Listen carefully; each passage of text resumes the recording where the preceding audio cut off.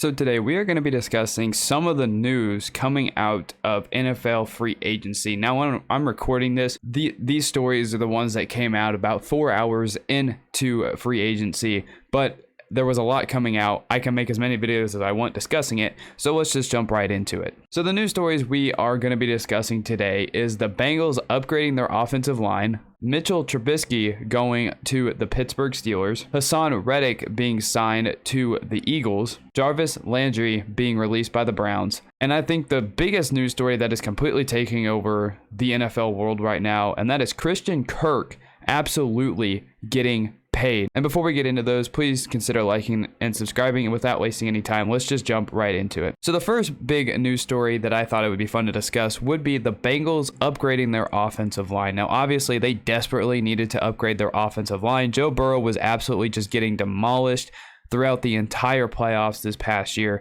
and if they want Joe Burrow to be around long term and they don't want him to turn into an Andrew Luck type where he can't handle getting punished all the time, they had no choice but to upgrade their offensive line. They were able to sign Alex Kappa from the Buccaneers, and they were able to sign Ted Karras, which I think is a fantastic move by the Bengals. They desperately, again, needed to upgrade their offensive line. They don't want Joe Burrow to get hit. They don't want him destroying any more ligaments, no more tearing of ACLs, no more injuries, nothing bad.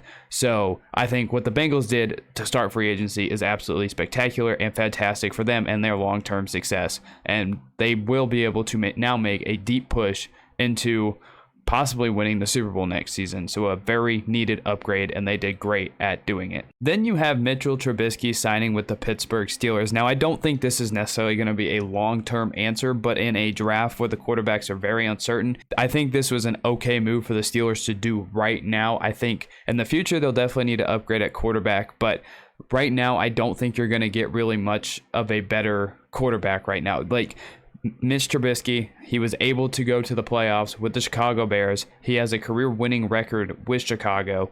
So they're getting, in a sense, a winning quarterback, a guy who has obviously more wins than losses. I don't know if he's a long-term future, but we also just have to see how he plays, how he fits in with Pittsburgh.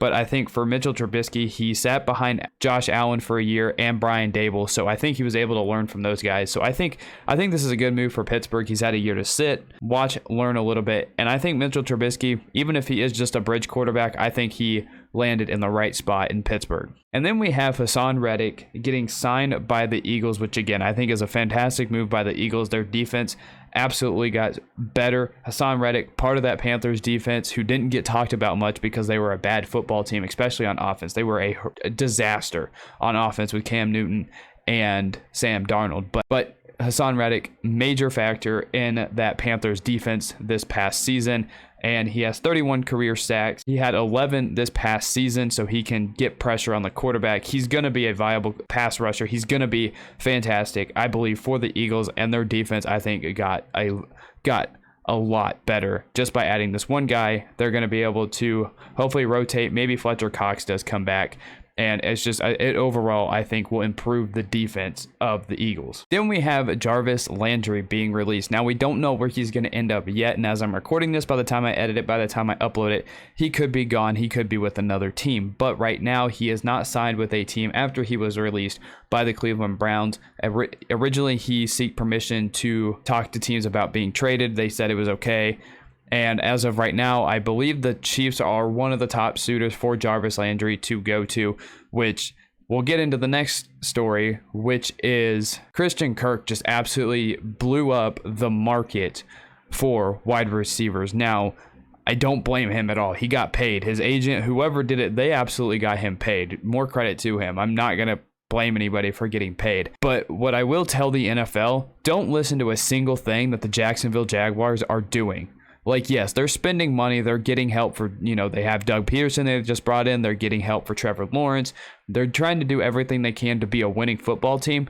But the money that they gave Christian Kirk, do not listen to the Jacksonville Jaguars. Now, obviously, there's details to this contract that we don't really have yet. He signed a 4-year, $84 million contract, which made him the third highest paid wide receiver in the NFL behind DeAndre Hopkins and Julio Jones, which I think is just absolutely insane. He never had a 1,000-yard receiving season. So he blew up the market. So guys like Cooper Kupp, Tyreek Hill, and Devontae Adams are going to be looking for their money now. It's going to make it even more hard for the Packers to get Devontae Adams back because he's playing on the franchise tag right now, and he doesn't want to play on that. And because he's playing on the franchise tag, it is looking very unlikely that that long-term deal is going to get done, specifically because of Christian Kirk and the fact that Christian Kirk is making more than what Devontae Adams is making on the franchise tag. So I'm sure Devontae Adams isn't very happy. Tyreek Hill was looking for an extension with the Chiefs, and it looks like that number just got blown out of the water, and it looks like that's going to be even more difficult to get done. And then Cooper Kupp, whenever he eventually wants to get paid, they're going to have to pay him. So these Christian Kirk just blew the wide receiver market out of the water. And again, I don't think you should listen to the Jacksonville Jaguars to what they're doing. They may be a bad football team, but they're going to screw the NFL while they're doing it. That's exactly how I feel about the Jaguars. Like, we have no promises that they're going to be a good football team. They're spending money this free agency, and we're only a few hours in. But I would not listen to them. They are a bad football team. And so I can't believe that the Jaguars paid him that much. And if you look at how much they paid him, you look at those three guys that I mentioned, there's more. Like, you look at Tyreek Hill, Devontae Adams, and Cooper Kupp. Once it becomes time for them to get paid, what are they going to make? Because quarterbacks are already making a boatload of money.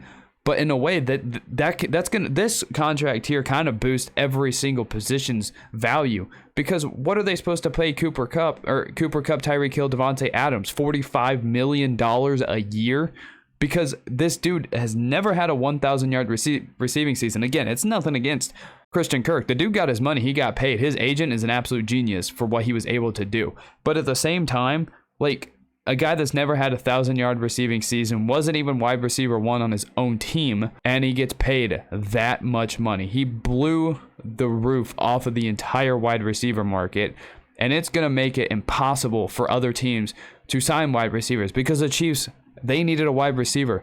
And before that, you know, it was looking maybe okay that, oh, hey, Allen Robinson, they'll be able to get him and all that. Yeah, that doesn't look like that's going to, I mean, it looks like it could still happen, but it's going to be very, very hard, because that much money for a guy that has never had a 1,000-yard receiving season. Yes, he just had his best season, and it was a great season for a guy who is not the primary receiver. So not just for the other receivers in the NFL, this is a huge year for Christian Kirk. He has got to perform. He has got to, because if he can perform on this contract, those other guys already want to get paid. Like Tyreek Hill, Cooper Kupp, Devontae Adams, they're going to want to get paid. But they're going to see what Christian Kirk can do and produce on a contract like that.